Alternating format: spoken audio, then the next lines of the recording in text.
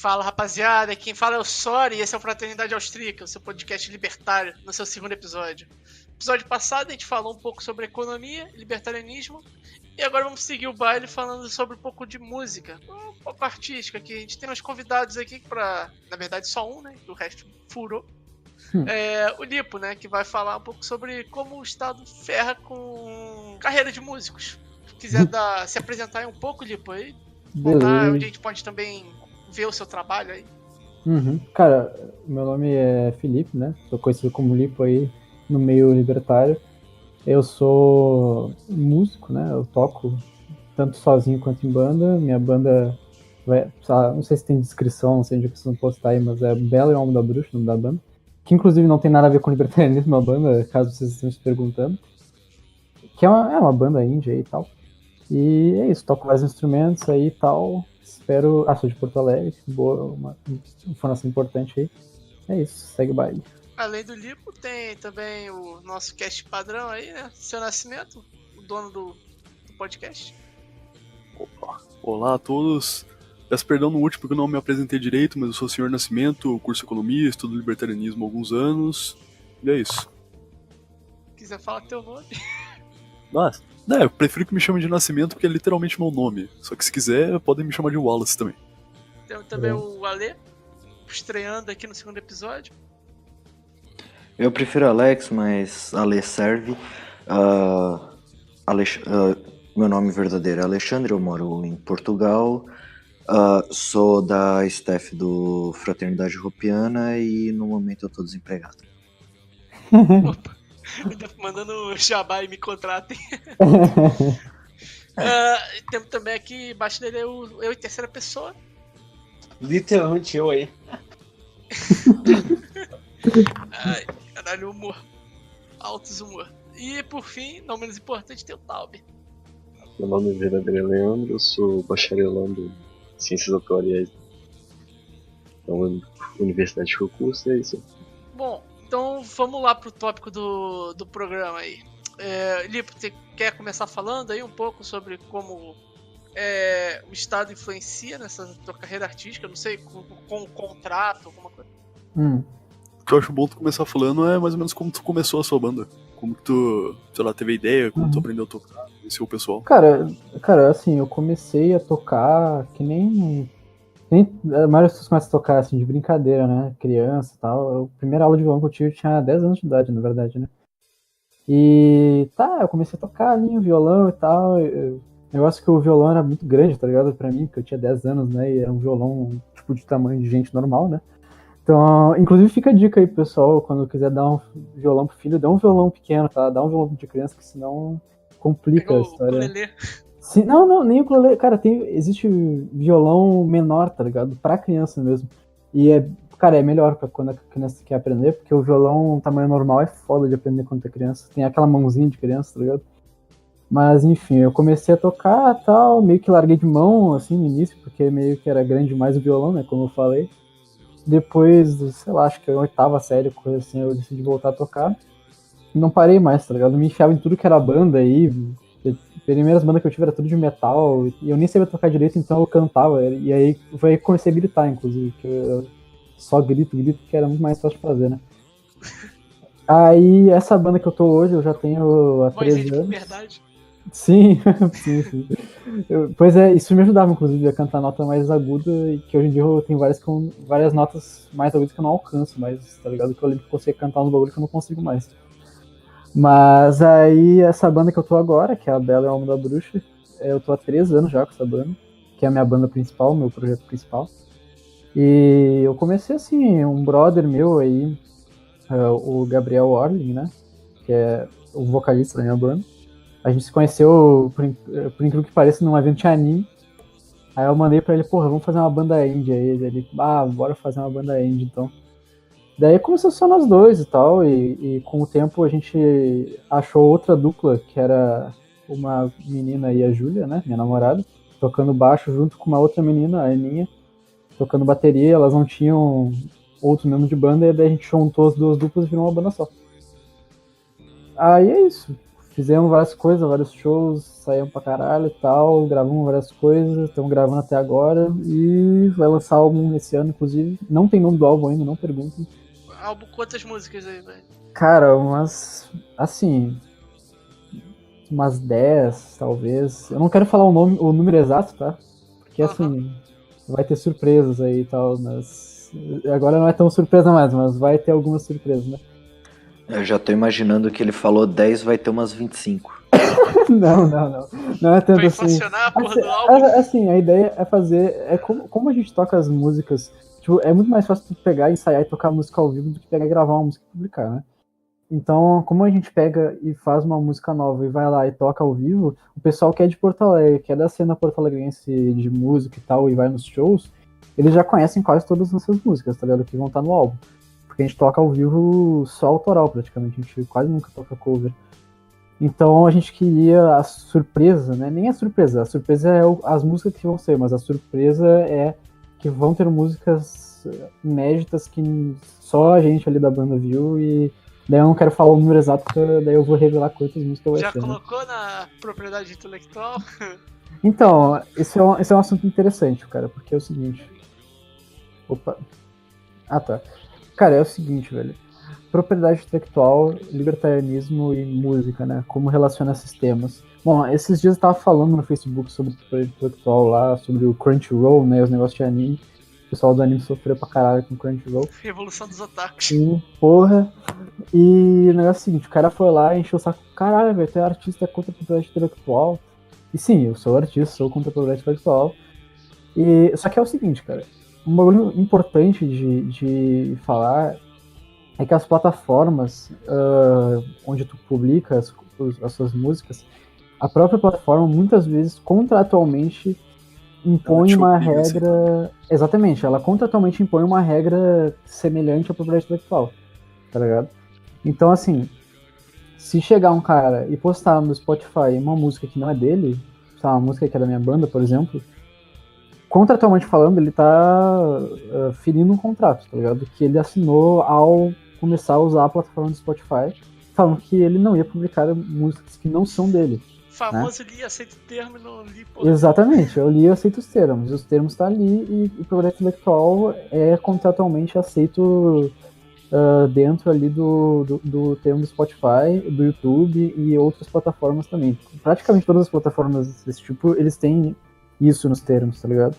Então, só que no caso do YouTube, eu acho que tem até problemas da propriedade intelectual deles. Porque, por exemplo, se tu pega e simplesmente upa uma música sua pro YouTube que tu, sei lá, gravou no seu celular, você não tem a propriedade intelectual dessa música.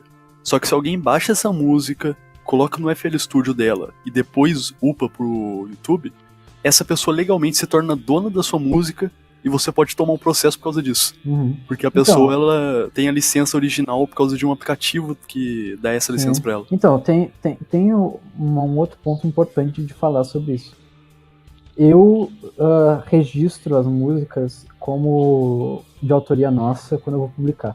Sim, bom, por que eu faço isso? Primeiro porque não tem como publicar elas no Spotify sem fazer isso, tá?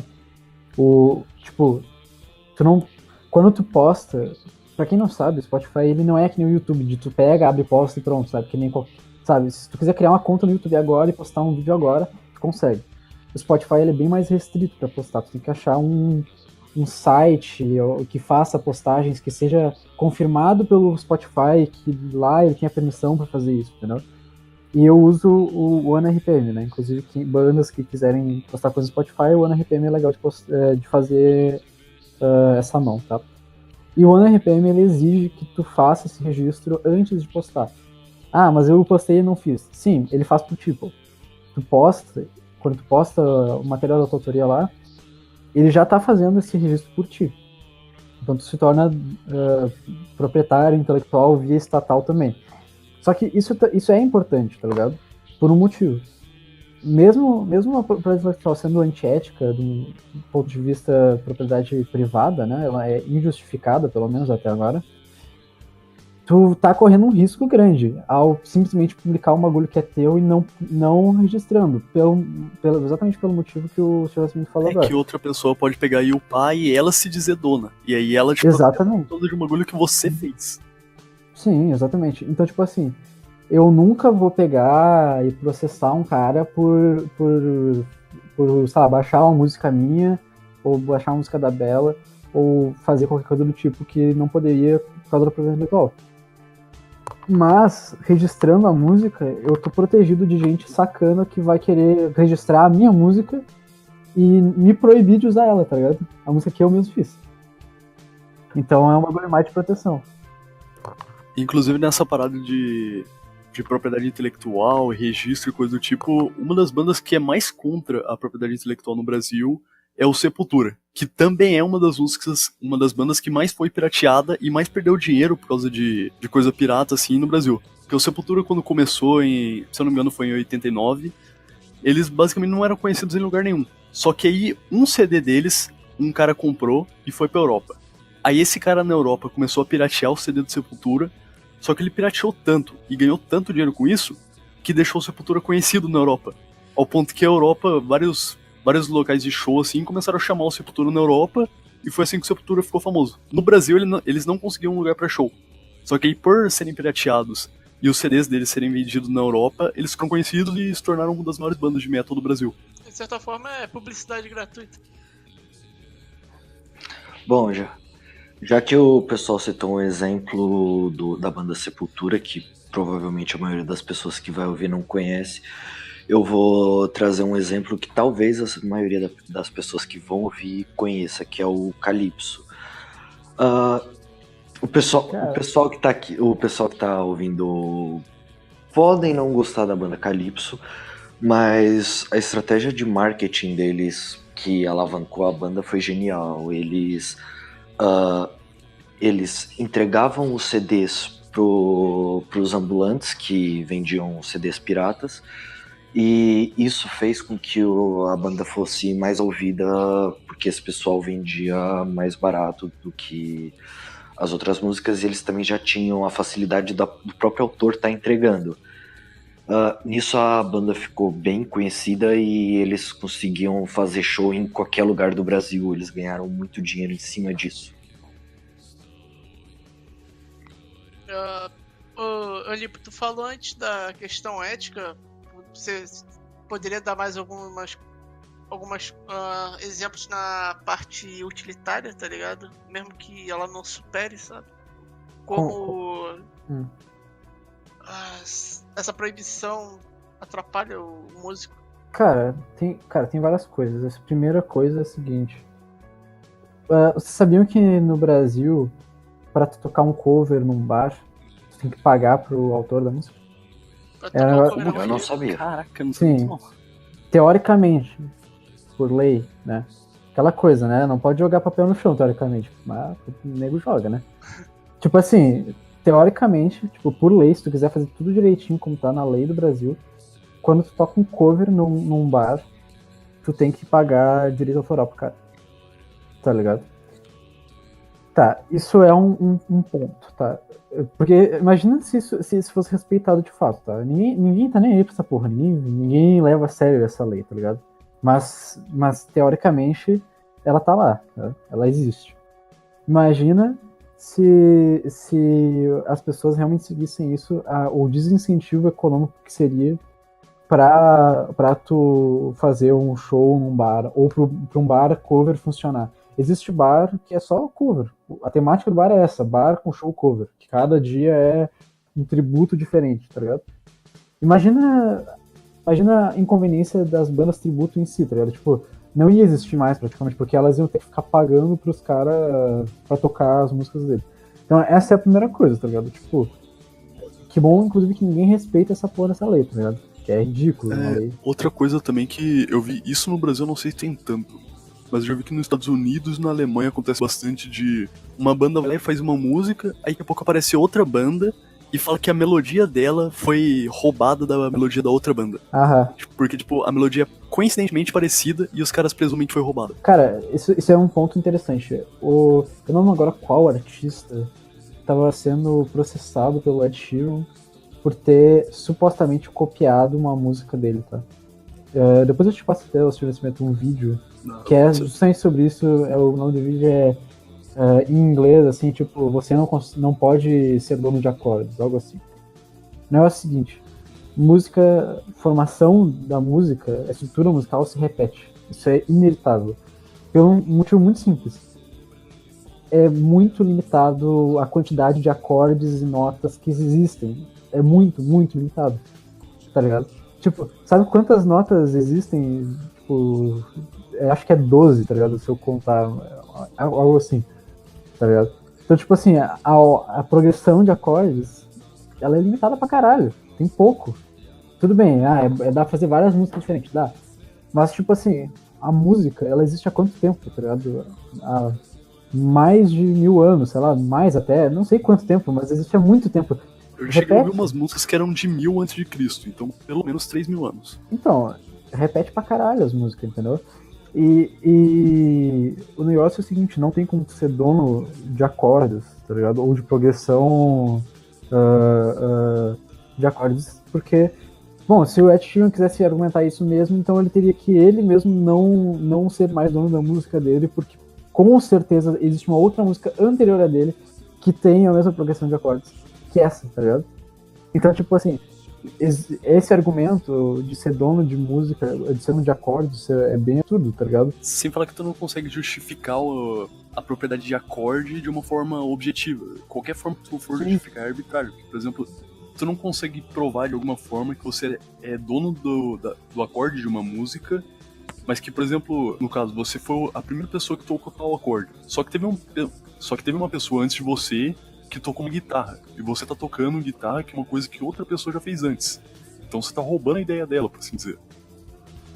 É meio que a gente também esqueceu de falar que se trata de recurso não escasso. Essa é a parte ética, assim. Se um recurso não é escasso, tu pode usar ele limitadamente, não tem o menor problema. Sim, sim. Ô Lipe, eu gostaria de perguntar se você já recebeu na internet algum ataque pessoal por você ser músico e ser contra a propriedade intelectual. Cara, ataque pessoal eu recebi uma vez só. Cara, é que é o seguinte: eu não falo tanto sobre isso, até porque a coisa da propriedade intelectual, ela não é minha pauta principal, né? Eu sou libertário, anarcocapitalista, roupiano e tal, e essas são as minhas pautas principais, né? A ética argumentativa e o anarcocapitalismo. A propriedade intelectual, ela tá ali junto. Sei lá, vem junto, mas não é o que a gente milita, por assim dizer, de forma principal, né? Mas sim, já recebi uma vez, cara, que nem eu contei antes, né? Eu postei algo contra a propriedade intelectual, aí o cara veio e falou algo nas linhas de: nossa, tu é artista contra a propriedade intelectual, e muita risada, assim, e depois falou assim: chacota. Deu caralho, velho, o cara tá... Esse cara deve ser inchado, deve refutar direto. Lacrei. Aí, O artista é isso. sim, o cara é muito Pra foda. quem não é artista, você não produz nada, aqui é só pegar as coisas dos outros de graça. Sim, tipo, tá, então eu sou artista, eu estou falando que eu sou contra a propriedade intelectual. Pronto, esse argumento aí de, se não é artista, acabou, porque eu sou artista, eu produzo arte. Aí ele falou isso, e aí eu falei algo do tipo: cara, só porque uma lei me beneficia, então eu tenho que ser a favor dela, não importa o procedimento lógico dessa lei, eu tenho que ser a favor dela necessariamente.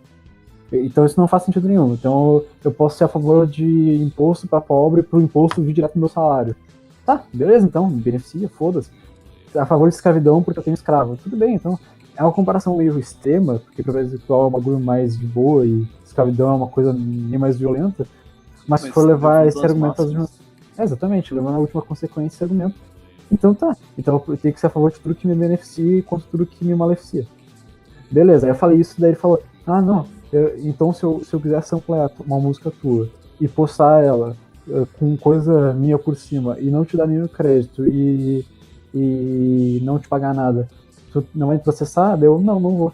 Aí ele: então tá bom.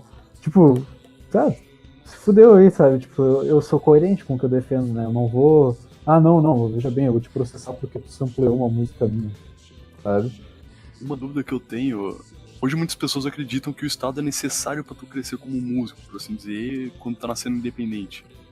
Tipo, na minha cidade tem muita gente que tem banda assim e que, digamos, só ganha dinheiro quando tem evento público e consegue um dinheiro do Estado pra tocar nesse evento. Sim. É tipo, no meio do rock indie da minha cidade eu sei mais ou menos como funciona. Que geralmente eles postam a música na internet, ganham uma relevância na internet e depois pulam pro mundo real, digamos assim, pra fazer show realmente. Uhum. A sua banda, como que tu busca crescer assim com ela? É mais por via internet, por via público ou como? Cara, eu vou te falar o seguinte, cara. Eu acho que a gente tem muito mais presença no presencial do que na internet, tá ligado? De verdade. E isso é meio estranho, né? Porque a minha banda tem bastante presença na internet também, tá ligado? Se for ver, tipo, ela tem aproximadamente mil visualizações no Spotify por mês, o que para uma banda do Pote, que é a minha banda, isso é bastante coisa. Porque isso não é visualização nova, só. Isso é bastante visualização de repetição, de pessoas que gostavam da música e ficam ouvindo porque elas gostam da música, entendeu? Isso é uma coisa que diferencia bastante a tua banda, isso. As pessoas escutam, não só uma vez porque, é aquela música lá do Brother, lá vou escutar uma vez. Não, muita gente escuta porque gosta e aí bota na playlist e vai escutar várias vezes. Então eu acho que a gente tem bastante mais presença, mesmo assim eu acho que a gente tem mais presença na vida real, tá ligado? Porque se for ver, assim, os shows, cara, vai muita gente que eu nunca vi, nem sei quem é, tá ligado? Que vai lá nos encontrar e tal, que nos viu uma vez lá, não sei o que, sabe? É bem mais no presencial mesmo, ou talvez é porque eu gosto mais do presencial, porque eu interajo mais com as pessoas. Ô, Lipo, já abriu show pra alguma banda mais pequena, assim? Cara, pior que não, tá ligado? A gente nunca fez isso ainda, tá? Aguardem que talvez role alguma coisa, tá? mas não, calma aí. É que tem coisa que não dá pra sair falando, né?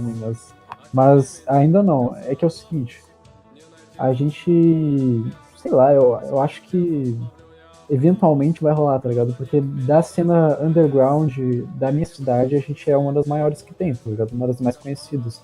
Tipo, qualquer um que seja inserido na cena indie underground de Porto Alegre provavelmente conhece a gente.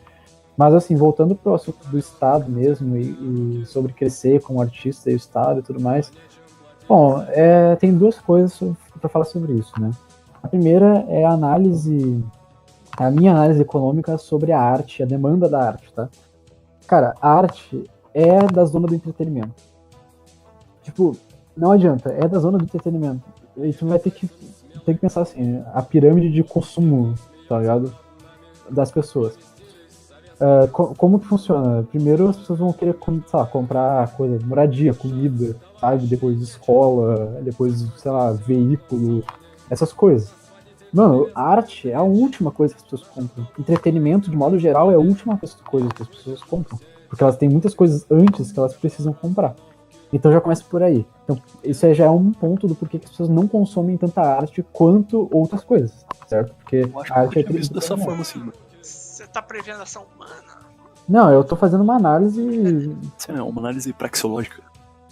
É uma análise mais empírica, né? Do porquê que Primeiro essa tu coloca aquilo que é mais importante pra sua sobrevivência e depois tu coloca aquilo que é pro seu lazer, por assim dizer. Exatamente. Tipo, e depois, além disso, a gente pega e fala o seguinte. A pessoa no Brasil, ela gasta muito com o bem-estar da vida dela. Porque custa muito caro.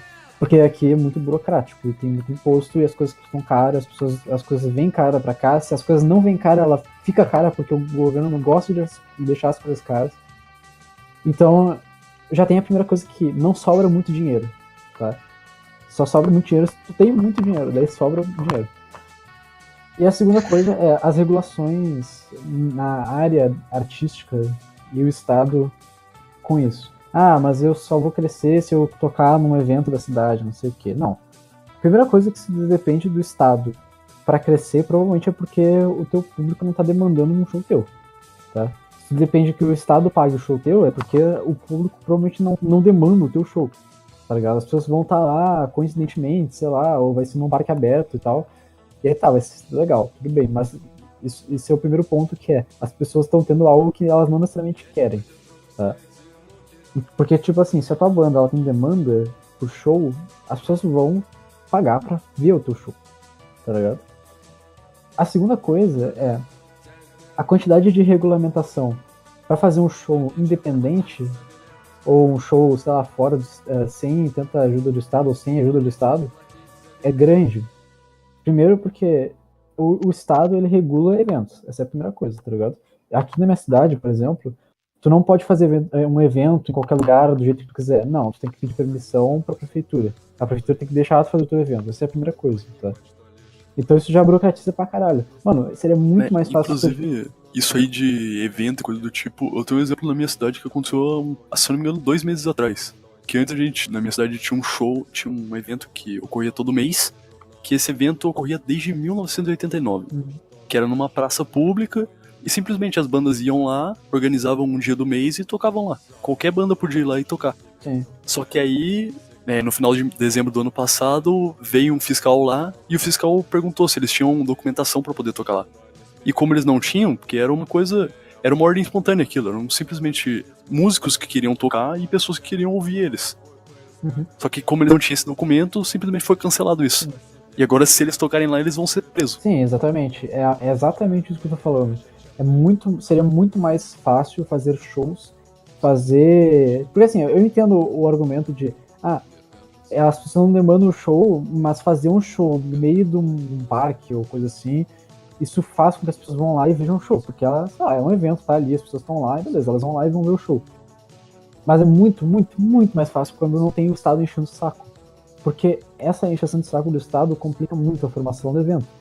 A minha banda mesmo, a gente já fez um show meio clandestino, assim, sabe? Tipo, a gente fez o show sem passar pela burocracia estatal, fez lá sem regulamentação, sem alvará, sem porra nenhuma, e deu certo, tipo, ninguém foi lá encher o saco. Mas poderia ter ido, né? Você tá confessando um crime aqui, óbvio, mas... Não, eu quero me provar isso aí, eu posso estar mentindo, né? Sei lá. Mas, enfim, aconteceu uma vez, né? A gente fez na frente de um parque da Redenção aqui em Porto Alegre, que pra quem não sabe é tipo um Ibirapuera de Porto Alegre, assim. É um parque grande e tal. E, cara, foi do caralho, encheu de gente, assim, no meio da rua até e tal. O pessoal, foi um dos maiores públicos que a gente já teve aí, foi isso, porque foi um parque aberto, onde as pessoas, sei lá, estavam andando, daí elas olhavam, olha, que show legal, vou ficar aqui olhando, sabe? De graça, né? Outra coisa legal de falar, que foi uma iniciativa privada, né? Sem regulamentação do Estado e completamente gratuito. Privado, gratuito de qualidade, é isso? Exatamente. Isso existe? Existe pra caralho, tá ligado? Existe pra caralho. E, mano, então já começa por aí, tá ligado? O Estado fode muito os eventos com as regulamentações e burocratizações dos eventos, tá ligado? De venda e suborno pra alvará e o cacete, sabe? É foda, velho. Inclusive tem até o problema da meia entrada, que o Estado também influencia bastante. Que ele te obriga a ter uma meia entrada se for um evento oficial, assim. E aí tu tem que subir os preços pra poder deixar o preço normal na meia entrada. Porque senão tu vai perder dinheiro. É só dobrar o preço aí fica aí tudo dobra, pela metade do dobro. Fica tudo pela metade do dobro. Só que aí o problema é que quem não é estudante, quem não paga meia entrada, tem que pagar mais. E aí esse pagar mais algumas pessoas não querem. E aí não vão. A banda acaba perdendo público. Sim, não vão e a banda acaba perdendo público, acaba caindo. Meio que acaba concentrando as bandas só pra estudante. E fora que incentivos virtuais à produção, incentivo não real, tende a gerar uma produção de menor qualidade do produto final. Quando o Estado ele dá um incentivo para algo que não tem demanda, algo que as pessoas não querem ouvir, algo de baixa qualidade, você tem mais incentivo para a produção daquele material de pouca qualidade. Você tá falando dos subsídios pra, tipo, a bolsa artista? Sim. E normalmente são bandas horríveis que recebem isso. Normalmente sim. No caso a gente tá falando de subsídio para artista, mas isso vale para qualquer setor da economia, indústria, agropecuário, caralho, 4. Sim. É a mesma coisa, basicamente. Mas, bom, dá pra puxar outro assunto aí relacionado aqui. Ô Lipo, você toca em algum lugar, tipo um bar, uma casa de show, assim?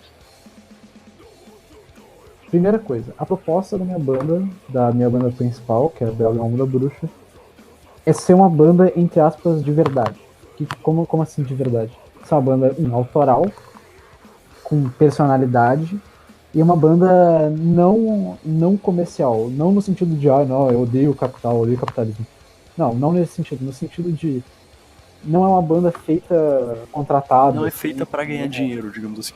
É, uma banda full indústria, sabe? Eu faço música. Primeiro eu pego e faço uma análise de tendência, marketing, cacete, aí depois eu vou lá e faço uma música e tal. Não, a ideia não é essa. A ideia é ser uma banda, assim, que expõe uma coisa meio até emocional, assim, da gente, sabe? Expõe que a gente bote o nosso sentimento ali e tal. A primeira ideia é sempre essa, tá ligado? Pra nós, que é ser uma coisa meio íntima até, sabe? Por isso que a gente não tem nenhum problema em interagir com pessoas que gostam da banda e tudo mais, a gente responde em todas as redes, a gente sempre responde todo mundo que fala com a gente e tudo mais, e é sempre um prazer, tá ligado? Qual que é o tamanho do público que você tem hoje em dia? E tu consegue se manter com esse público, digamos assim? Já consegue Cara, se sustentar? Tu quer dizer aonde? Na internet ou... Tanto na internet quanto em shows. O mais chamativo é tipo, quantas pessoas curtem a sua banda? 1.000, 2.000, 5.000? Caralho, velho. Cara, curtem? Porra, isso é difícil pra caralho de falar, porque tem muita gente que ouve e nem fala nada, né? Cara, no show, normalmente, cara, sei lá, velho, de 50 a 100, sabe? Normalmente é entre isso, Mas velho. eles estão lá por você ou é porque tá do Sim, ambiente? esse número é as pessoas que vieram pra nos ver, tá ligado? Tipo, pra ir lá e nos conhecem, nos veem, tipo, foram lá só pra ver a gente. Esse é normalmente o número que vai só pra ver a gente. Mas as pessoas que estão no ambiente lá, a ideia ficam e ouvem, tá ligado? Então, normalmente os shows são mais ou menos esse código, de 50 a 100 pessoas que realmente conhecem a gente, que foram lá só pra ver a gente, tá ligado? Tu consegue se manter já com esse público assim ou por enquanto não dá? Como assim se manter? Tu quer dizer dinheiro? É, se sustentar com a banda. Não, porra. Cara, pra sustentar de dinheiro pra banda. Cara, tem algumas coisas que a gente faz errado, tá? De dinheiro, assim, vou te falar que a gente tinha que consertar. A primeira coisa é que a gente não tem merchandise ainda, né? Isso é uma coisa legal, é vender merchandise, principalmente mais baratos, tipo bottom, essas coisas assim, que o pessoal compra mesmo, tá ligado? E essa é uma coisa que a gente ainda não faz, mas isso tá pra ser feito, inclusive. Spoiler aí que vai ter. Vai ter camisa, vai ter bottom, entre outras coisas. Mas assim, de público mesmo, só isso ainda não é suficiente. O plano agora é o seguinte: é a gente começar a achar bandas de outros estados, ver com essa banda de abrir pra ela. Pode ser uma banda mais ou menos mais forte que o nosso, tá? Isso já é o suficiente. Porque daí a gente vai lá, abre pra essa banda nesse estado diferente, e aí a gente já fica conhecido naquele estado, porque essa banda, que é do mesmo porte que o nosso, tipo, trouxe pessoas pra nos ver também. Então é mais ou menos essa a ideia. Agora, pra conseguir mais público é isso. Porque assim, em Porto Alegre, meio que a gente já atingiu uma máxima, assim, sabe? Tipo, fazendo o que a gente tá fazendo não vai muito mais gente, não tem mais muito mais gente. Já alcançou todo o underground aí. Exatamente, o pessoal que vai num show vai em outro, que vai em outro, é mais ou menos isso, tá ligado? Desculpa, eu esqueci qual que era a primeira pergunta agora, porra. Não, era mais ou menos isso mesmo. Era sobre agora da parte da internet. Ele queria saber o que você. Da internet, né? Cara, você tem uma página no Facebook, alguma coisa assim? Tem Facebook, tem Twitter e tem Spotify isso, também. qualquer coisa tu pode falar no final, que aí a gente já coloca os links depois na descrição. Cara, assim, o público do deixa eu dizer, o menor público que tem de seguidor é no Twitter. E impressionantemente o que mais interage é o Twitter também. Cara, eu boto um bagulho no Twitter. Cara, tem várias pessoas que ficam lá, interagem com a gente, um monte de gente que eu nunca ouvi falar, nem sei quem é, não conheço. Mas que gosta da banda e tal, comenta os bagulhos e tudo mais. Então, assim, o Twitter é o que o pessoal mais interage, por mais que seja o que menos tem de seguidor, tá ligado? É que tem uma coisa, a gente não quer fazer a estratégia normal de ganhar seguidor no Twitter, que é sair seguindo todo mundo. A gente não gosta disso, então a gente acaba não fazendo. Porque se tu faz isso, cara, é garantido. É muito, muito fácil de conseguir muito seguidor no Twitter. É só sair seguindo todo mundo que daí tu consegue, que a maioria das pessoas segue de volta, tá ligado? Questão de educação. Pois é. Na parada que tu falou também de buscar pessoal de outros estados pra fazer show, é um bagulho que eu percebo muito no meio do grindcore que eu acompanho mais. Que é o gênero que eu mais ouço assim, grindcore. Eu não sei se tu já ouviu, mas é um gênero pouco palatável ao público. Ouço. Já ouvi algumas coisas, na verdade, mas eu não sou, nossa, fãzão de grindcore. Que, tipo, é basicamente um cara gritando, bateria rápida, e é isso, é barulho. Sim. Aham. Mas, tipo, como é um gênero musical pouco palatável, tipo, o público é muito restrito. Tipo, na minha cidade tem cerca de 100, 150, por aí, pessoas que ouvem esse gênero. Então, tipo, a cena é isso.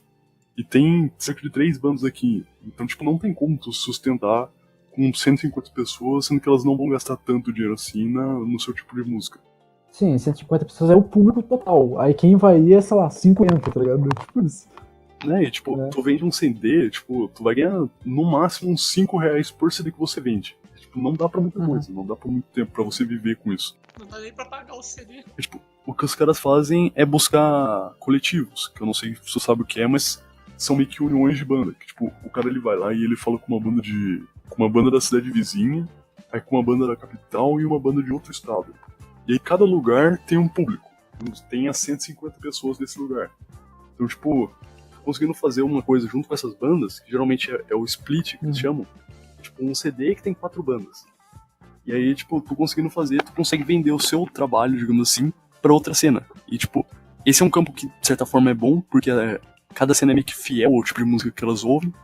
Só que, tipo, como não tem muita pessoa, tu fazendo isso, tu expande a sua música pra um lugar que tá buscando isso, digamos assim, porque não tem tantas bandas de grindcore. Caralho, isso é uma ideia do caralho, na real. Muito boa ideia, eu vou aproveitar, inclusive. Mas faz muito sentido, tipo, ao invés de você produzir um CD e vender na sua cidade, na sua região, você se junta com outras 3 bandas de lugares diferentes, cada um produzem um CD juntos, 4 músicas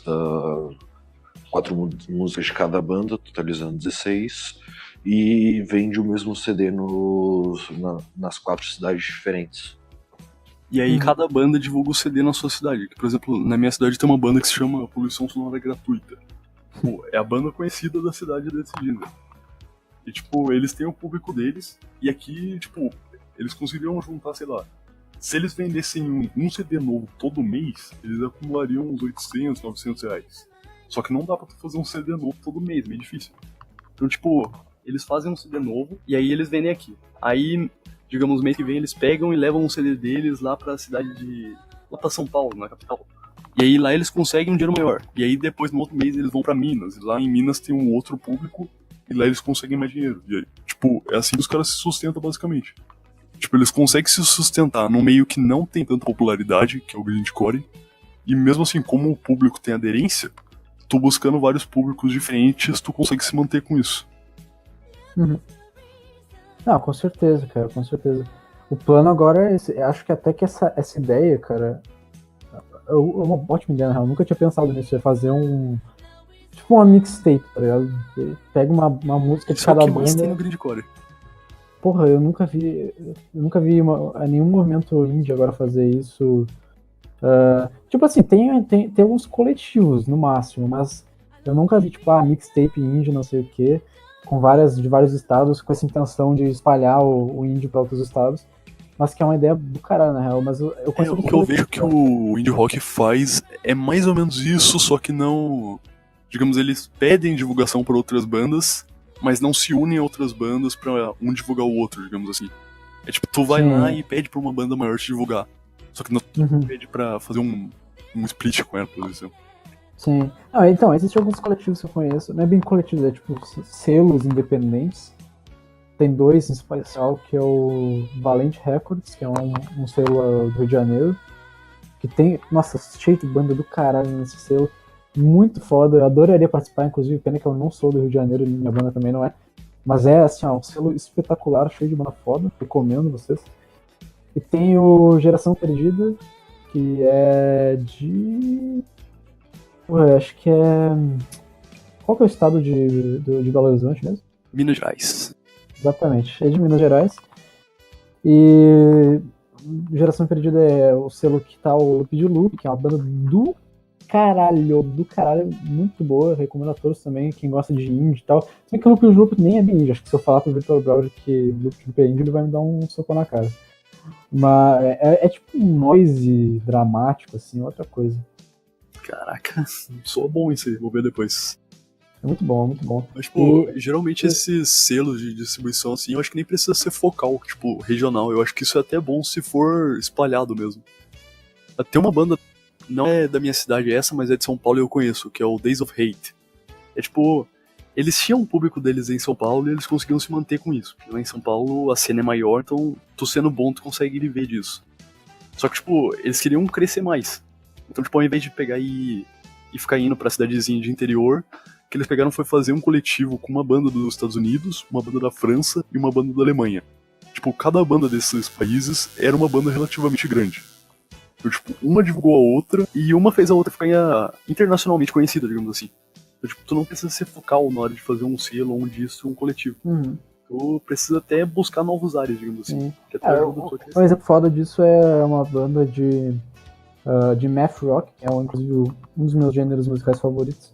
Chama Tricô. É uma banda japonesa do caralho, inclusive quem gosta de math rock ou indie rock, essas coisas assim, recomendo. Tricô é muito bom. E elas fizeram o seguinte, né? São meninas, na verdade só o baterista é homem, né? O resto é tudo menino. E elas fizeram o seguinte, elas se uniram com outras duas bandas de math rock dos Estados Unidos e fizeram uma tour. Se uniram com a banda Shawn, que é outra banda do caralho de math rock também, que é muito, muito boa. Nossa, é só instrumental e é só fritadeira, é muito bom. E a Gloriosa, que quem gosta de math rock, eu não preciso nem falar o nome que já deve saber, que é This Town Needs Guns, que é, porra, uma das bandas mais conhecidas de math rock que tem aí. E eles fizeram uma tour, eles três, que era Super Shawn Friends, uma coisa assim, com temática de Super Mario, né? E os três, uma turma, nossa, adoraria fazer ir num show desses aí, que são três bandas do caralho. E aí a Tricô, que é uma banda japonesa, é bem conhecida na cena math rock dos Estados Unidos, justamente porque eles fizeram essa tour junto com eles e tal, tocaram lá no Auditory Live, que é tipo um show livre dos Estados Unidos também, sabe? Fizeram vários shows lá e a Tricô hoje em dia é internacionalmente conhecida justamente por isso, né? Isso, inclusive, é uma coisa que eu acho que é até bom em gêneros musicais que não tem tanta adesão ao público. Tipo, por mais que tu tenha um público pequeno, ele tem uma ligação muito forte com as bandas. Isso aí ajuda muito a tu conseguir se manter e crescer no gênero. Sim, não, porra, concordo pra caralho, velho. Eu acho assim que tem uma diferença entre ter muitas pessoas ouvindo uma música e ter algumas pessoas ouvindo as tuas músicas, entendeu? O que eu quero dizer com isso? Por exemplo, pegar o exemplo aí, agora o Vitor Clay, por exemplo. Ele estourou a música dele lá, O Sol, tá ligado? Quem não sabe qual é a música, é só botar a música e vocês vão saber a música, porque essa música toca... Vou botar aqui na edição. Exatamente. Essa música toca em tudo que é lugar, toca na rádio uma vez por dia, pelo menos, tá ligado? É isso. Tudo bem. Aí vai ter um monte de gente que vai ouvir essa música, que vai gostar da música, e aí essa música, sei lá, tem 100 milhões de acessos, vai aparecer em formatura, vai aparecer na porra toda. Só que é uma música e beleza, ele vai ter um público mediano e uma música que todo mundo conhece. Agora, por exemplo, a minha banda tem um público ridiculamente menor que o dele, é óbvio. Só que, cara, não tem nenhuma música da minha banda que é a música que as pessoas gostam e o resto das pessoas não gostam, ou não ouvem porque, sei lá, não chegaram a ouvir, tá ligado? Cara, a maioria das pessoas que ouvem minha banda acaba, tipo, ouve mesmo, tá ligado? Sei lá, ouve todas as nossas duas músicas, ouve todos os lives, ouve os acústicos que a gente lança e tal, vai no Twitter, no Facebook, pede conteúdo novo, não sei o quê. Tipo, cara, uma dica, inclusive, pra quem tem banda underground, principalmente, é o seguinte, cara. Tenha personalidade, tá ligado? Esse acho que é o principal elemento de uma banda nova, é não ser a mesma coisa que as outras bandas já são. Que ouvir a tua banda não seja tipo, os brothers vão ouvir aí meio por pena, assim, e tal, sabe? Não. Tu sabe que tá fazendo o bagulho certo quando tu começa a ver uns caras de uns outros estados lá, um cara lá da puta que pariu que descobriu a tua banda não sei de qual jeito, entendeu? Isso é quando tu vê que tá dando certo o bagulho, tá ligado? Tipo, se tu vê que tu lança uma música, todo mundo acha legal lá, os seus amigos tu comenta, e aí depois todo mundo esquece que a tua banda existe, isso quer dizer que tem uma coisa errada, porque isso quer dizer que as pessoas só estão ouvindo quando a tua música é lançada, e depois deu, porque na real é que ninguém botou tua música na playlist e tudo mais, tá ligado? Não, cria ligação, por mais que muitas pessoas ouçam a sua música, elas não têm uma ligação com a sua música. não é... Exatamente. Acho que um exemplo bom disso aí é uma banda chamada... Como é o nome mesmo? É Capitão Kurt. Essa banda. Quem gosta de metal, ou grunge, essas coisas mais pesadas, assim, deve conhecer essa banda por causa dos anúncios do Facebook. Porque eles patrocinam pra caralho. Tudo que eles fazem, eles patrocinam tudo no Facebook. Então, se tu é metaleiro ou qualquer coisa do gênero, tu já deve ter recebido uma propaganda deles ali, um link patrocinado no Facebook. E o problema do Capitão Kurt, não falando mal da banda ou dos membros, sabe? Duvido que algum deles seja ouvido, mas caso seja ouvido, um beijo, Capitão Kurt. Mas, assim, o problema deles, tipo, como... Eu tô travando minha voz, não? Não, tá tranquilo. Ah, tá, que deu ping louco aqui, mas continuando o que eu tava falando, né? O problema do Capitão Kurt é o seguinte. Eles fazem... É uma banda que eles, primeiro, eles faziam muito cover, tá? Isso, cara, se vocês fazem cover e vocês querem ser uma banda, tipo... Que eu chamo banda de verdade... Eu acho que pra crescer ele é uma coisa boa. Pra tu, digamos, conseguir se manter, showzinho em bar e coisa do tipo. Exatamente. Eu acho que é uma coisa boa, mas não dá identidade nenhuma pra tua banda. Não tem um laço de ligação. Exatamente. A primeira coisa que tu tem que fazer quando tu começa um projeto é saber o que tu quer com esse projeto. Tu quer ter uma banda, entre aspas, de verdade, que é tipo uma banda que é a tua banda, é a banda com teu nome, a banda original, a banda autoral e tudo mais. Tu quer ter um projeto autoral? Ou tu quer ter uma banda comercial, feita para dar dinheiro, feita para render, sabe? Pra tu lá, tocar em bar, ser contratado e tudo mais. Não tem problema nenhum se tu quiser fazer uma banda só pra ganhar dinheiro, pra fazer uma banda que faz cover, uma banda que toca na noite e tudo mais. Cara, beleza, se tu quer fazer isso, é uma outra intenção, tá ligado? Só que, se tu quer fazer uma banda que é autoral, que tu quer botar a tua arte ali, se tu começa com cover, já começou errado, tá ligado? Já começou errado. E o motivo é bem simples. Tu não gera uma identidade tua com cover. O cover é de outra pessoa. Mas aí eu acho que depende também, cara. Um exemplo daqui que eu tenho da minha cidade, pelo menos, é uma banda que se chama P-Haters. Tipo, eles tocavam nesse evento que eu falei que tinha em praça pública. E, tipo, sempre, no final do show, eles tocavam Killing the Name of, do Rage Against the Machine. E aí, sempre que eles tocavam, era um puta mosh, era uma parada uma maneira. E, tipo, sim, cara, eu tenho mais ligação do Killing the Name of por essa banda, pelo P-Haters, do que pelo próprio Rage Against the Machine. Tipo, eu tenho uma ligação muito forte com essa banda por essa música e não tenho tanta pela banda original. Porque, tipo, nessa música os caras colocavam sentimento, digamos assim, na música. Então, tipo, tu conseguia sentir melhor a parada, criava uma empatia maior. Mas então, claro que existem exceções. Mas é que tem duas coisas que tem de diferente nisso, nesse exemplo que deu e no Capitão Kurt. Cara, o Capitão Kurt, eles têm um monte de cover, um monte, e é cover pra caralho. Eu acho que eles têm... Cara, eles devem ter muito mais cover do que música autoral. Esse é o problema, tá ligado? Esse é o problema. E eles patrocinam muito os covers dele. Então, assim, pra mim, ficou que nem... então beleza, é uma banda cover, tá ligado? Não tem problema. Ok. Mas é uma banda cover. Agora, quando eles começaram a tentar fazer, não, essa é a nossa música, essa é a nossa identidade, não sei o quê, tem dois pontos. Primeiro, as pessoas que ouviram o teu cover e gostaram, nem sempre vão gostar da música autoral. Pelo um simples motivo. Se eu pegar e fazer um cover de Metallica, as pessoas, se eu fizer bem esse cover, a pessoa que gosta de Metallica vai ouvir e vai gostar. Tudo bem. Agora, aí eu pego e na verdade minha banda é grunge. Cara, tudo bem, tem várias pessoas que gostam de Metallica e gostam de grunge, mas não é todo mundo. Então tu já tem esse problema. Nem todo mundo que criou uma ligação com a tua banda vão ouvir tuas músicas. E aí tu cria muito público fantasma, que chama, né? Que é um monte de gente que curte lá a página e tal, mas que quando tu posta alguma coisa que não tem a ver com cover, ou com a banda que eles gostaram de ouvir vocês fazendo cover, cara, ninguém vai ligar pro que vocês postaram. Eu já vi, cara, o Capitão Kurt, acho que eles têm mais de 100 mil likes no Facebook, tá ligado? Cara, eu já vi post deles com menos de 50 likes, tá ligado? Isso é uma discrepância absurda, tá ligado? Entre likes de interação na postagem e interação na página em si. Tipo, outro exemplo disso, não sei se tu conhece, é a Lindsay Wright, da banda The Anchor.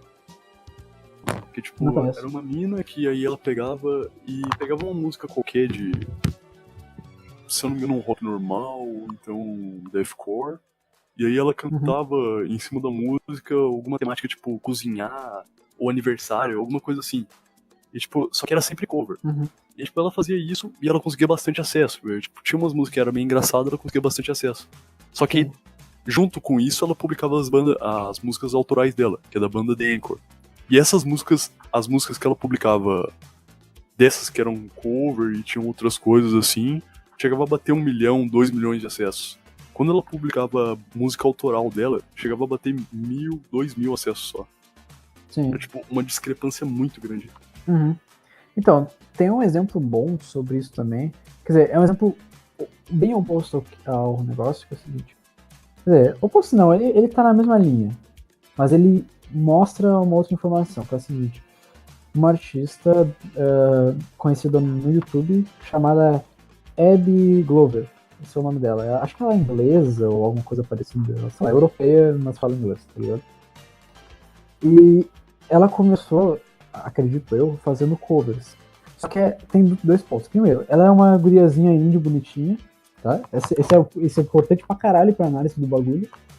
E segundo, ela fazia cover de ukulele, um bagulho assim, tá ligado? Bem coisa de guriazinha indie bonitinha, tá? Não criticando, eu inclusive adoro, mas só, assim, botando o contexto, tá? E, só que assim, ela começou fazendo cover, só que eram uns covers diferentes da música original. Porque ela fazia era voz e ukulele, ou voz e violão, tal. Então já dava uma personalidade muito maior da música, personalidade dela, né? Tipo assim, já ficava muito mais, tá, essa é a minha versão, e não tanto isso é um cover, simplesmente. Porque o problema do cover e do artista se consagrar com covers é que se tu faz um cover com a intenção de ser igual à banda original, legal, no máximo tu vai arrancar um cara falando assim, ó, porra, é igual a banda original, né? E deu. Mas aí quando o cara for botar pra ouvir a música, ele vai ouvir a banda original, porque é igual a banda original, então ele vai ouvir a banda original. Agora, se tu quer ouvir uma música que o teu artista fez uma versão, talvez a versão seja diferente o suficiente pra eu querer ouvir a tua versão, não a original, ou ouvir as duas, tá ligado? E essa menina, ela fez isso. Ela começou a fazer versões das músicas, que deu certo de uma forma que ela começou a postar músicas autorais, que, caralho, velho, o engajamento é absurdo. Ela tem, acho que a música mais famosa dela chama I Wish You Like It Girls, que tem 3.4 milhões de visualizações, tá ligado? Tem mais visualizações que muito cover que ela já fez. Mas uma coisa também, tu acha que nesse meio musical tu tem que ter uma relação de mercado, assim, de tu buscar aquilo que teu público tá demandando e ofertar, ou tu acha que tu tem simplesmente que ofertar alguma coisa e esperar pra ver se alguém vai querer demandar isso? Cara, bom, é mais fácil responder o seguinte, ó. Quando o teu público já está formado, bom, na real vamos começar de outra forma. Eu tô pulando uma etapa importante do processo, né? Cara, tudo depende da tua intenção, né? É que nem eu falei antes, se tu quer fazer uma banda cover comercial, pode fazer. Beleza. Tudo depende da tua intenção. Se tu quer fazer música super underground e tal, cheia de coisa experimental e o cacete e tal, mano, aceita. Tua música é de nicho. É isso. E tá ótimo. Música de nicho é legal pra caralho também. É bom que tenha, né? Música de nicho. Senão a gente só tem música as mais populares, né? O que nem sempre é legal. Mas a visão de mercado, eu acho que ela entra muito mais quando o teu projeto já existe, ele já tem uma identidade do projeto, seja ele cover, autoral, seja o que for. E tu tem um objetivo com esse projeto. Por exemplo, tu tem uma banda autoral, sei lá, uma banda indie, tá? Autoral. E tu quer ficar do tamanho do Super Combo. Tá. Se tu quer ficar do tamanho do Super Combo, então tá na hora de tu pensar como que tu faz pra chegar nisso aí e o que tu tem que fazer e que tipo de música agrada essa gente suficiente pra gostar pra ver se tu fica desse tamanho. Agora, se tu é uma banda que, sei lá, o teu plano não é, o plano de carreira é ser músico a vida toda ou tal, e tu simplesmente tem interesse em que as pessoas só gostem da tua música ali e tudo mais, conforme elas vão ouvindo, então a visão de mercado é um pouco diferente, né, cara? Não é a mesma coisa do que tu pegar e fazer uma música quase que para agradar o público. Porque, assim, por exemplo, a minha banda, a gente faz muito mais música para agradar nós mesmos, e que coincidentemente acaba agradando muita gente que não é só nós, do que a gente pega e, bora fazer uma música aqui, como tu acha que nossos fãs gostariam de uma música nossa, sabe? Não é tanto isso. Só que, assim, é sempre bom levar o público em consideração. Tanto em uma questão de respeito com o público, tá ligado? Tipo, as pessoas que assim, te carregaram pra lá, tá ligado? Te apoiaram, é uma questão de respeito com elas. Tanto quanto uma questão de querer manter a relevância, né, na cena. Porque, por exemplo, sei lá, vamos supor que a minha banda agora, a gente se olha e pensa assim, eu acho que a gente quer fazer metal industrial agora. Porra, fudeu. É difícil. Sim, fudeu. Tudo bem, a gente até pode fazer metal industrial se a gente quiser, mas aí a gente inicia outra banda, então pode até ser os mesmos membros, só que a gente bota um outro nome e é outro projeto, tá ligado?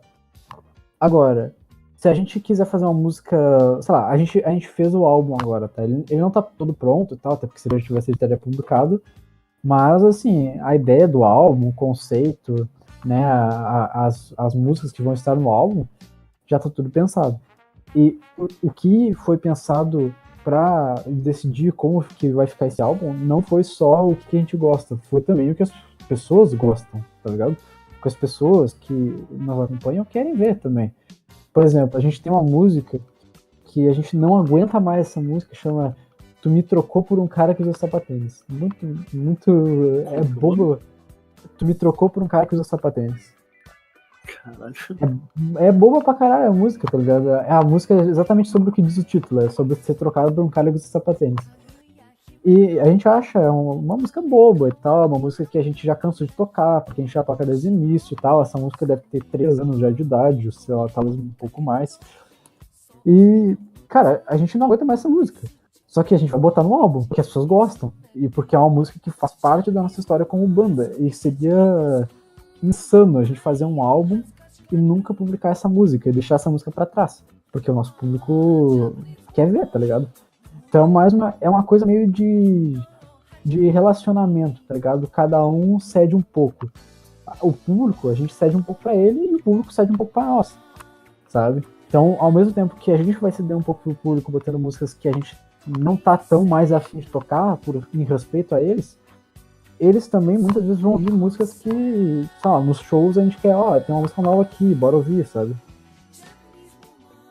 Nessa questão, então, tu acha que, digamos assim, pra tu crescer nesse meio, assim, existem 2 campos, por assim dizer, que é ou tu oferta aquilo que estão demandando, ou então tu oferta aquilo que tu quer, que pode ser que não demandem, mas então tu procura quem tá demandando por aquilo. Por exemplo, tu posta o indie rock, tu não vai agradar o público geral, assim. Então tu tem que procurar o público específico pra tu ofertar pra eles. Tem essas duas opções. Ou o que o mercado musical precisa, ou tu pega, faz a música que tu quiser, da tua cabeça, da tua telha, publica e fala assim, se alguém vai ouvir aí, tá ligado? Tipo, beleza, se alguém ouve, sabe? E se ouvir, legal. Só que aí, se tu faz isso, tu também tem que pensar, eu não tô fazendo essa música com grandes objetivos financeiros ou de fama e cacete, né? Mas eu acho que ainda tu consegue alcançar grandes objetivos financeiros, cara. Tudo depende. Tem um exemplo grande que eu vejo disso é a banda Rot. E, cara, se tu pega qualquer música da banda Rot, eles são os mais conhecidos do grindcore.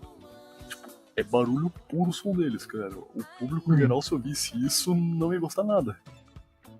Só que, tipo, eles foram lá, começaram em São Paulo, e aí foram fazendo show por vários cantos do interior de São Paulo. Foram crescendo pra fazer show em Minas, até o ponto que eles cresceram e foram fazendo show pra cenas do Brasil inteiro. E, tipo, era sempre show pra no máximo 100, 200 pessoas, um público gigante. Só que esse público ele cresceu até o ponto que, como a cena inteira nacional acabou conhecendo eles, acabou que a cena de fora também conheceu. E aí a cena de fora começou a chamar eles também. E aí o cara vai lá e faz um show lá na Inglaterra, depois faz um na Espanha, e em cada show que eles vão fazendo, eles vão ganhando mais dinheiro. Até o ponto que eles pararam um tempo, agora voltaram, E eles vão abrir o Obscene Extreme Festival, que pro pessoal que conhece grindcore, esse é o maior show, esse é o maior evento do mundo, assim. Não tem nada comparado.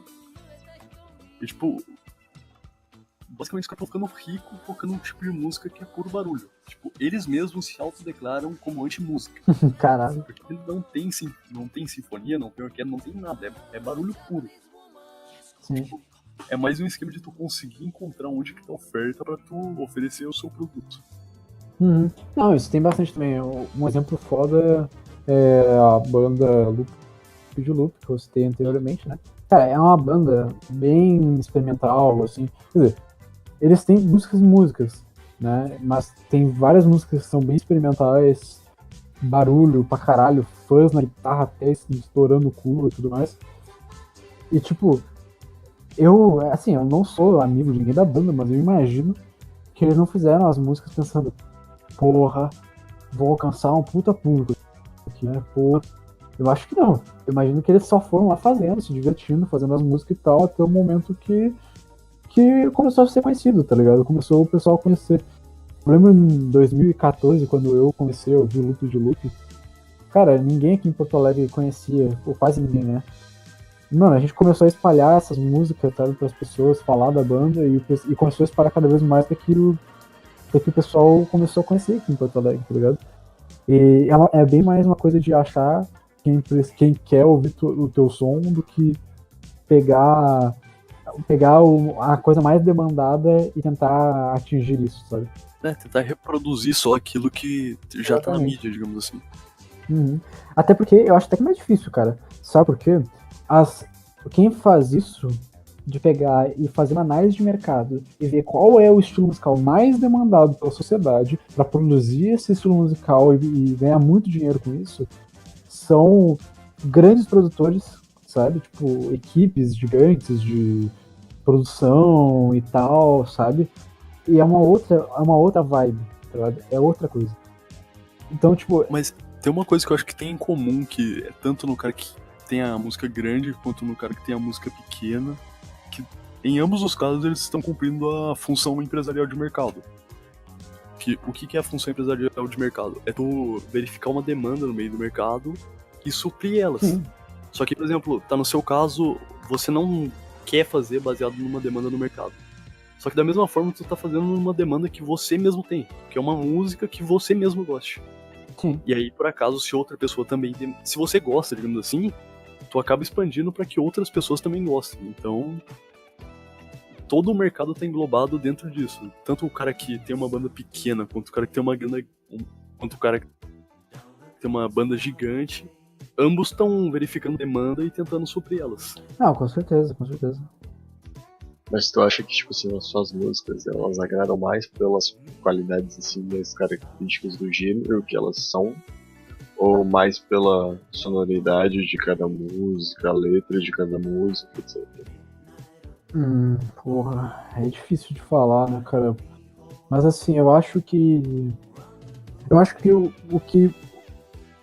assim, é o seguinte, o que faz as pessoas gostarem, olha as pessoas que fazem elas gostarem da minha banda, é que muitas delas, assim, se identificam, não necessariamente com a letra, tá ligado, da música, mas é porque, tipo assim, nós somos 4 adolescentes porto-alegrenses, da juventude porto-alegrense, que vai na Cidade Baixa beber cerveja e, sabe, essas coisas e tudo mais. Então, tipo assim, eu acho que é muito mais porque há muita gente que ouve a nossa música e que interage com a gente e tudo mais, é quase como se a gente fosse um amigo dela, tá ligado? Quase como a gente fosse um brother aí dela, assim. Tipo, a gente meio que representa na atitude bastante gente, tá ligado? Tipo, mais ou menos na nossa faixa etária, que tem os mesmos objetivos, sei lá.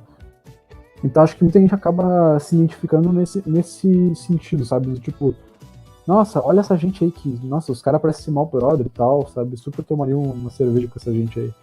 Acho que esse pá é o que mais faz o pessoal curtir. Mas isso é só meu palpite também, né? Porque é uma coisa que eu procuro nas bandas undergrounds, é simpatizar com os membros, sabe? Não, outra coisa também é que essa coisa de relação de show, assim, ajuda bastante, porque, digamos, o cara tá lá, ele tá com os amigos dele, tá bebendo, tá se divertindo, e de fundo tá tudo tocando lá. Então, tipo, aquele bom momento se assemelha à sua banda. Então, tipo, cria uma Sim, ligação sim. muito forte entre os dois. Sim, com certeza. E, cara, pós-show, assim, já aconteceu, cara, quase todas as vezes a gente, depois do show, a gente vai lá, fala com todo mundo que curte a gente e tal. Se é que a gente já não falou, porque muitas vezes as pessoas repetem, né? Vão de novo no show, toma cerveja junto, sai junto, tudo mais. Cara, é tudo meio íntimo, assim, meio pessoal, tá ligado? Tipo, não tem essa separação entre o artista, sabe? Essa coisa estigmatizada de, eu sou o artista, Sim, vocês não é uma são os entidade caras. acima, né? Não, é tipo, é o teu brother que tá ali no palco, só que a gente não é brother dele porque tu não veio falar comigo, mas, tipo, porra, sabe? É tipo isso, tá ligado? Tipo, porra, super jogaria uma partida de League of Legends com qualquer fã meu aí, assim, ó, tranquilo. Tranquilo, tá ligado? Agora, vai dizer, quando é que tu vai jogar o LoL com o Mac DeMarco, hein? Quero saber. Não vai, porra. Eu amo muito indie porque eu não faço ideia de quem seja Mark DeMarco. Caralho, tu não conhece o Mac DeMarco, velho. Eu não sei se eu tô muito no underground ou se ele tá no meio indie, mas Mano, é que assim, o Mac DeMarco, ele é tipo, ele é indie, só que ele é a coisa mais mainstream do indie que existe, né? que as duas únicas coisas indies que eu conheço. Aliás, duas únicas não, mas o que eu conheço de indie é o Super Combo, mas eu nunca ouvi uma música do Super Combo, é só pelo nome. E eu conheço também as bandas da minha cidade, que aí tem, por exemplo, a mais conhecida é a Twin Pump, que é de um cara que morava nos Estados Unidos, veio pra cá e aí juntou com várias bandas, fez coletivo e se divulgou. Essa aí é famosa porque foi divulgada até pelo Nando Moura. Então, tipo, eles têm uma relevância. Aham. Ô, Cara, o Mac Li, DeMarco. Vai falar. mas Pode tu não falar. acha que se sua banda ficar mais mainstream, você pode acabar perdendo certo contato com o público, porque muita gente não tem como ter contato com tanta gente, você não tem tempo pra isso? Cara, no geral, sim. Isso aí é óbvio, né? Na real, quanto mais gente quer ter contato comigo ou com as pessoas da minha banda, menos tempo por pessoa tem, né? Isso é meio matemático. Mas eu acho que tem outro ponto também, cara. Mas- Que pelo menos da banda da minha cidade, que é mais curto, que é o Poluição Sonora Gratuita, eles cresceram bastante agora e estão direto fazendo show em outros estados. E, tipo, eles não estão mais fazendo tanto show na minha cidade. Só que, tipo, eu fico feliz por ver que os caras estão crescendo, que é, tipo, é a banda pequenininha da minha cidade, que eu ouvia há 6 anos atrás, e de repente os caras estão gigantes aí tocando. Tipo, sei lá, dá uma sensação boa isso, dá uma empatia boa. Sim, eu acho que, tipo, tem mais uma coisa agora que tu falou, isso me puxou outra coisa na cabeça. Mas antes disso tem o seguinte, a relação na internet, sim, muda pra caralho. Porque, por exemplo, hoje em dia, sei lá, no Twitter ou no Facebook, diversas pessoas interagem com a gente, tá ligado? Só que são pessoas que dá pra eu sozinho ir lá e responder todas, falar com todos, sabe? Curtir os tweets das pessoas que falam com a gente e tudo mais.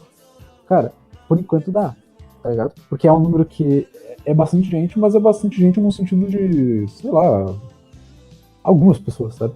Agora, se a gente faz famoso assim, tá, daí chega um momento que não tem como, sabe? É que nem o Monark quando falava que lia todos os comentários. Eu lembro disso, hein, Monark? Porra, mentira do caralho, não tem como tu ler tudo que é coisa, sabe? Tipo, chega um momento que não tem como. Agora, em show, cara, eu não acredito que vai chegar um dia que eu vou acabar o show, ir pro backstage e não aparecer mais, sabe?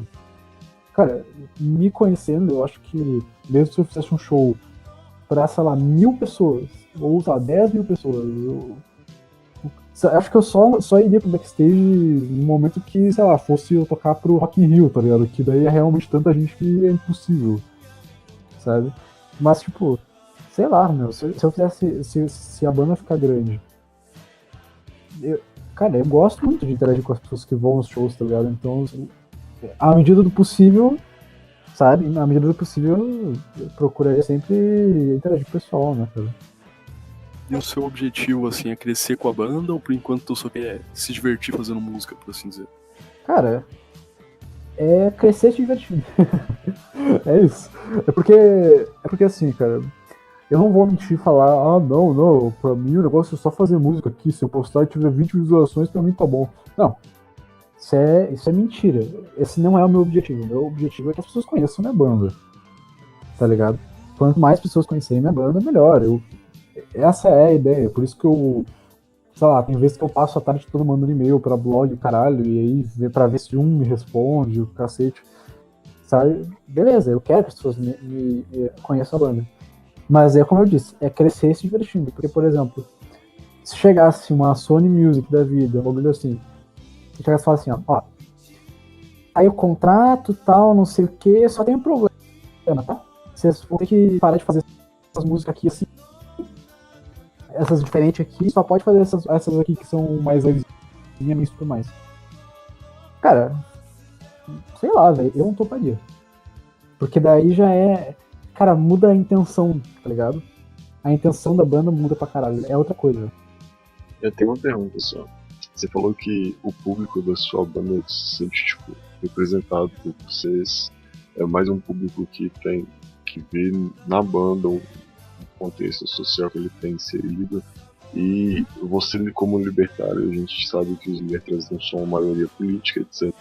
Você não sente receio, tipo, se a banda crescer e mais tarde vierem cobrar posicionamento político seu e for divergente da opinião das pessoas, você não sente receio de desagradar pessoas não pelo conteúdo que você gere, pela produção artística que você faz, mas por posicionamentos fora disso? Cara, pra caralho, na verdade. Muito, muito mesmo. Cara, E o meio do toque é bem puxado pra esquerda, né? muito, muito puxado pra esquerda. A maior parte dos nossos pessoal que gosta da minha banda, a maior parte é de esquerda. Ou moderadamente de esquerda, ou muito de esquerda, tipo comunista, sei lá, essas coisas assim. Mas, bom, sim, tenho receio disso, sempre tive, sempre terei, ainda tem, inclusive tem hoje, não é tipo, tu vai ter receio quando você for famoso. Não, eu já tenho, esse problema já existe, já está aí, tá ligado? Porque, tipo assim, as pessoas que conhecem a banda, me conhecem, veem o que eu faço, eu não escondo minhas opiniões, eu sou abertamente libertário em todas as minhas redes sociais. Então, sim, já tenho esse receio, já sinto esse medo de sofrer no meio artístico por causa do meu posicionamento político. Mas, bom, o quanto eu puder dar a minha opinião sem prejudicar, eu vou dar, tá ligado? Eu nunca, sei lá, velho, a minha ideia não é mudar, tipo, começar a fazer, sabe, mudar minha opinião política, não sei o quê, sabe? Só pra agradar o público. O máximo que eu faço é não falar. Isso é o máximo que eu consigo fazer, é não botar política nas letras e tudo mais. Primeiro que eu não faço a maior parte das letras, né? Mas mesmo assim, eu não curto muito essa coisa de coisa política nas nossas músicas. Até porque nossas músicas meio que não tem nada a ver com política, tá ligado? E, porra, música indie e tal. Cara, emocore tem que falar de mulher, não acabou, tá ligado? É assim que funciona esse tipo de música, tá ligado? Então, pelo menos a gente não tem esse problema, porque se a gente fosse uma banda de punk ou metal, talvez a gente tivesse que se posicionar. E... Punk é difícil. No punk é difícil. O punk é MST no mínimo. Sim, e o foda é que nem todo mundo da minha banda concorda com as minhas opiniões, tá ligado? Então a gente já tem divergências dentro da própria banda, tá ligado? Em questão de opinião e de letra e de política e tudo mais.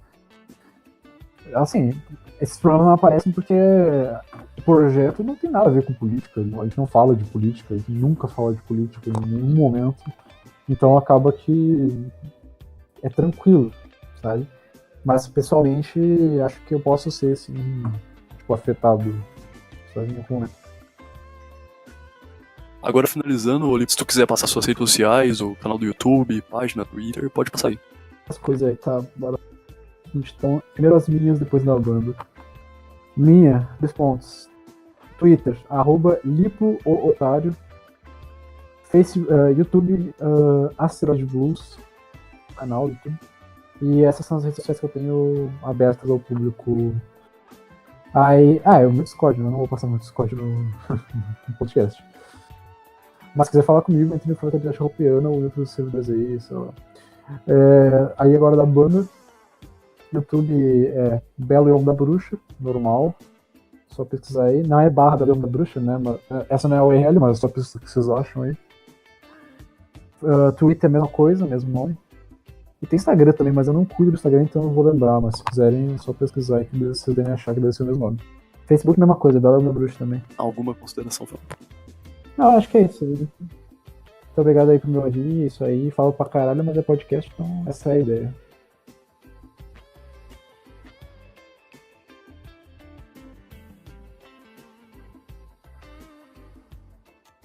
Então, por hoje é isso. Agradeço pela audiência. Peço que, se possível, coloquem comentários, sugestões, temas para os próximos episódios. Obrigado e até o próximo episódio.